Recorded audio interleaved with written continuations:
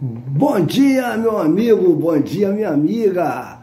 Mais uma vez, com a permissão do nosso Pai Maior, estamos aqui, junto, a fim de buscarmos a edificação, o conhecimento, um pouquinho mais, Conhecermos um pouquinho mais daquilo que muito nos apetece, que é conhecer um pouquinho da palavra de Deus. Aquele que não conheceu e não conhece, vai conhecer. Mesmo que não conheça a palavra, vai ouvir falar do Pai Maior, porque essa é a promessa de que toda a humanidade conheceria o nome do nosso eterno Criador. É isso aí, meu amigo, minha amiga. Hoje eu quero falar um pouquinho mais da reforma protestante, que foi o que fez Martim Lutero dentro da Bíblia Sagrada, não é isso? Então, a gente vai buscar falar um pouquinho do texto, cada dia um pouquinho, para a gente nos enquadrarmos dentro daquilo que deixou escrito como herança o nosso Pai Maior, que está em João 23. Conhecei-vos a verdade e a verdade vos libertará. Temos que deixar de lado o estigma, da teologia e a religiosidade, que isso aí é uma coisa que nos prende. E assim disse o Filho do Eterno: Filho meu, acautelai-vos contra a doutrina e a religiosidade, pois o fanatismo não é de Deus. Então nós não somos fanáticos, nós temos que buscar conhecer a verdade que liberta. É isso aí, meu amigo. Mas um fato interessante que eu gostaria de falar, que nós temos que buscar a Deus de todo o coração, independente da sua religião, da cor, credo, etnia, o nosso Pai não faz acepção de pessoas, de ninguém. O nosso Deus não é religião. A religião não foi criada pelo nosso Deus Pai. A religião é criada pelo homem, E muitas das vezes nós vemos até, devido à teologia, dar-se uma ênfase muito grande, dentro de algumas religiões, a alguns apóstolos, apóstolos e profetas, mais os apóstolos, porque basicamente a gente vive hoje mais dentro do sistema do Novo Testamento do que do Antigo Testamento, Mas há pessoas ainda que acham que os apóstolos eram, pode-se dizer, santos, Mas não, santo só teve um. Foi o nosso Pai Maior, o nosso eterno Yahushua, que nós conhecemos na nossa tradição com o nome de Jesus. Esse sim foi santo, único.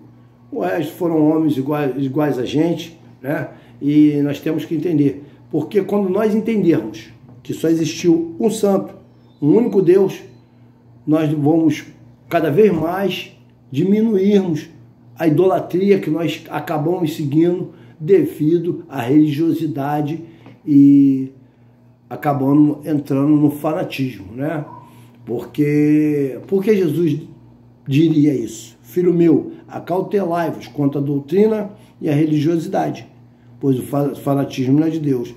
Você se acautelar é contra a doutrina de Deus, mas sim contra a doutrina do homem, E ser fanático, ele fala, não é de Deus. A palavra de Deus, ela diz que nós devemos ter uma certa temperança, Ter um pouquinho de cada coisa. Assim como ela diz que há tempo para tudo, também nos ensina que temos que ter um pouco de cada coisa. Não devemos ser bom demais, em demasia, nem também devemos ser ruim demais, mas devemos ter um pouco de cada coisa, Porque isso aí é que nos leva à justiça, a ser justo, não é isso? E há tempo para tudo. Há tempo para plantar, para colher, há tempo de construir, de destruir, e há tempo de espalhar pedras e colher pedras. Então, aqui está um legado de ensinamento muito maravilhoso, muito grande, Isso aqui é um ensinamento, um legado de ensinamento eterno. Não há nenhum outro livro no mundo que nos dê tanta sabedoria, tanto exemplo e direção de vida como a Escritura Sagrada. Então devemos atentar para esse detalhe. E devemos também buscar a Deus, de toda a alma, de todo o coração, com sinceridade, independente da tua religião, do credo, da raça e da etnia. Porque todos nós, segundo o ensinamento de Deus, somos todos filhos de Deus. Somos todos irmãos, O que nos falta é um pouco mais de amor, Que amor é que nos falta. Mas interessante, a parte que me toca de falar, tem aqui uma passagem no livro de Daniel, que, se não me engano, foi um cântico, um cântico de Daniel, quando eles foram lançados na fornalha. Na realidade, o cântico não é de Daniel. Esse cântico foi cantado por Azarias, né? Dentro da fornalha de fogo. Então, esse cântico é grande. Mas tem um trecho aqui que me chama muita atenção, que nós podemos prestar atenção e olharmos para isso, porque é importante. Olha o que ele fala, tá em Daniel 3, isso, tá bom? A partir do versículo 39. Ele fala assim, ó: para encontrarmos a misericórdia com tudo, com a alma quebrantada e o espírito humilhado, e possamos encontrar acolhida, tal como se viéssemos ao holocausto de carneiros e de touros, e com milhadas de cordeiros gordos.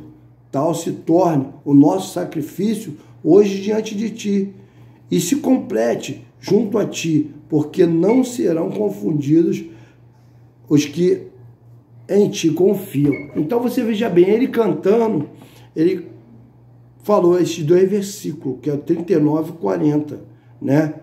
Tu vê que aqui, praticamente ele diz que eles estavam sendo tipo oferecido holocausto, mas para outros deuses, né? Foi quando colocaram acho que se não me engano foi Nabucodonosor, né? Mandou colocar ele, ou outro rei, não sei qual foi o rei, que mandou colocar ele na fornalha de fogo, não é isso? E aqui ele cantando falou esses dois trechos que eu narrei agora para Deus. E no 41, 42 e 43, ele fala mais uma coisa interessante. Ele fala assim, ó: e agora de todo o coração que vamos seguir-te. Isso, ele dentro da fornalha de fogo, para ser morto. E ele cantando, ele falou: de todo o coração vamos seguir-te. Vamos temer-te e procurar a tua face. Não nos cubra de confusão, mas age segundo a tua benignidade e segundo a abundância da sua misericórdia.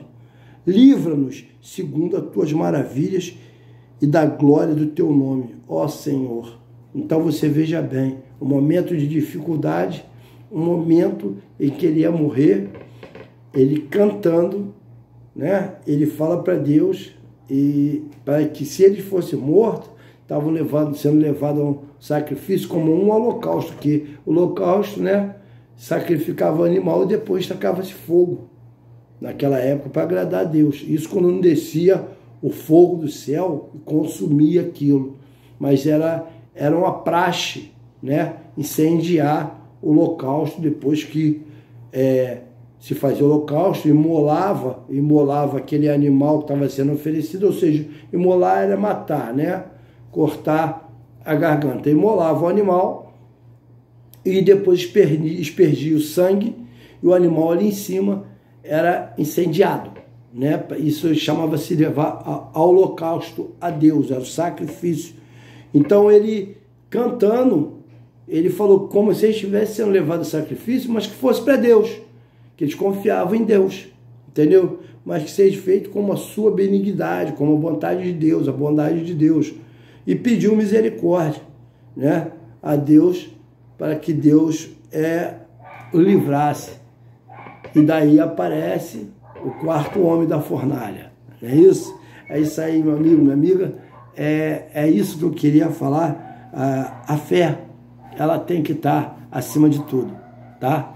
A fé, primeiro Deus, acima de tudo e de todos, né? E a fé.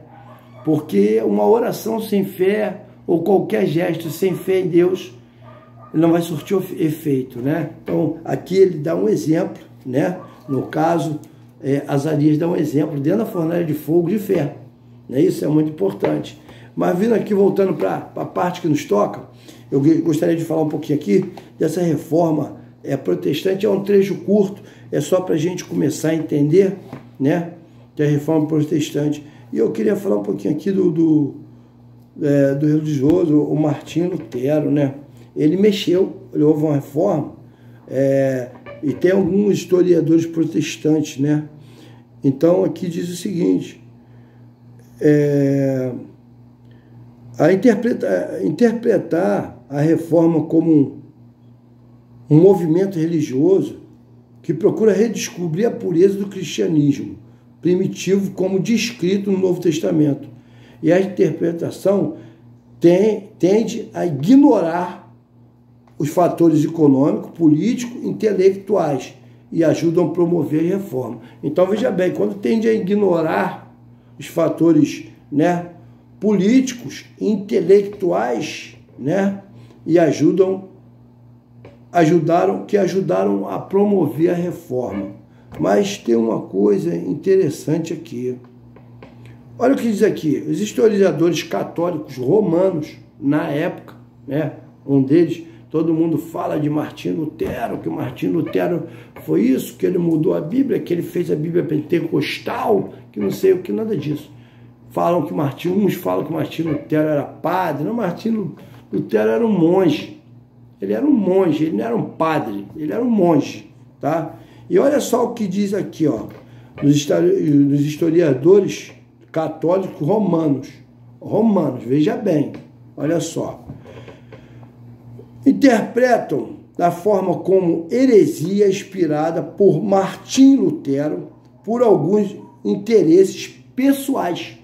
Olha só, eram interesses pessoais de Martim Lutero. Isso eu estou falando para você que lê a Bíblia, quando ouvir falar, saber que Martim Lutero, que tanto o pessoal que fala da Bíblia protestante, que Martim Lutero, ele não era padre, ele era um monge. Outra coisa, ele tinha os interesses pessoais dele. E você vai saber. Interpretam a reforma como heresia inspirada por Martim Lutero por alguns interesses pessoais. Entre eles, os interesses dele, a sua vontade de casar. Certo? Então, Martim Lutero queria casar, gente. Ele não fez a Bíblia protestante porque ele viu coisas erradas, que como muita gente prega, ele viu coisas erradas, então ele era um homem de Deus, era certo que ele mudou. Não, Martim Lutero, ele quis burlar o sistema, porque ele queria casar. E dentro da religião, todo mundo sabe que padre não casa, monge não casa, e ele queria casar. Você está entendendo por que Martim Lutero mexeu? Por que ele mudou e criou a Bíblia protestante? Vamos lá. O protestantismo é visto como uma cisma de herético que destruiu a unidade teológica e eclesiástica da igreja medieval. Olha só, igreja medieval, não tinha padre, eram monges, tá? Parte do princípio. Padre era de Roma, tá bom? Medieval. E sabe que o catolicismo nunca conseguiu proeza de manter uno, certo?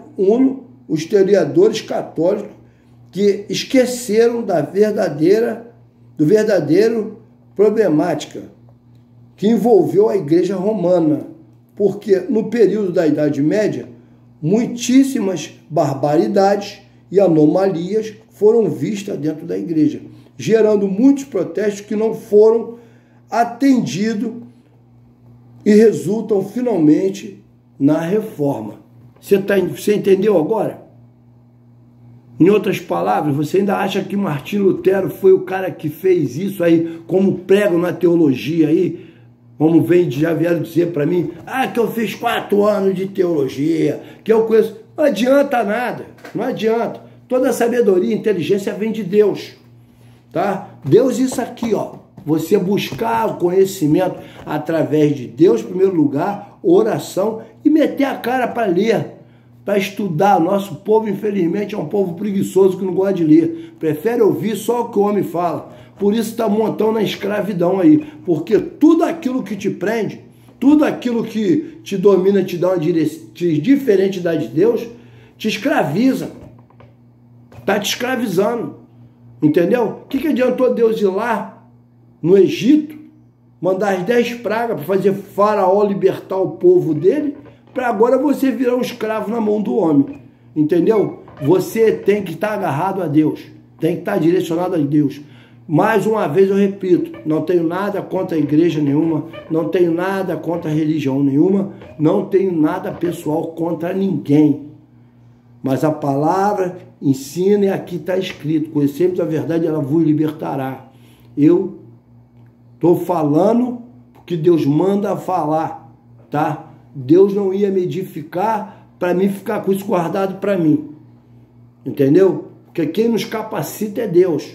Basta você querer acreditar, ler, independente da tua vida. Se você é católico, se você é espírita, se você é protestante, se você é evangélico, é cristão, não importa. Basta você querer buscar o conhecimento, porque o princípio da sabedoria é o temor a Deus. E a Deus é a sabedoria total. O princípio vem de nós, é temer a Deus. E Deus é a sabedoria. Então, desde que você se dedique a buscar o conhecimento, você vai deixar de ser escravizado. Tudo aquilo que te prende te escraviza, tá? Se você gostar muito, tem um amor muito grande por jogar um futebol, eu gosto de futebol, eu adoro futebol, jogo futebol, mas não deixo que o futebol me escravize, tá? Se você gostar muito de uma roupa tua, que você fica cheio de coisa, já está virando escravo, tudo que te prende. Então você tem que se prender a Deus, sabe por causa de quê? Deus não é só sabedoria, Deus é paz, é libertação, é amor, entendeu? E conhecimento infinito. Você pode ir no teu conhecimento até onde você quiser. E para isso você não precisa estar agarrado, nem dizer que eu fiz teologia. Teologia não é nada mais que o estudo da história de todas as religiões, tá? Você, para se tornar um pastor, você tem que estudar teologia. Fiz 4 anos de teologia, tu é um teólogo, pô. Tu é um teólogo. Mas se você é um assembleano, tu vai buscar um ensinamento voltado para a tua igreja. Se você é um espírita, tu vai buscar para o lado do espiritismo. Mas não vai deixar de ser um teólogo, porque você fez 4 anos de formação. E teologia não é nada mais, nada menos que o estudo da história. Certo? É isso aí, meu amigo. Mais uma vez, falamos um pouquinho aqui da reforma protestante, dos princípios das causas, quando começou. E se tudo correr certo, for vontade de Deus e assim Ele permitir, nós voltaremos a falar um pouco mais dessa reforma protestante, para a gente conhecer um pouquinho mais da verdade, né? Conhecemos a verdade, ela vos libertará. Tamo junto, que Deus abençoe você, a tua casa, a tua família, que haja luz na sua vida. Valeu, tamo junto, aquele abraço.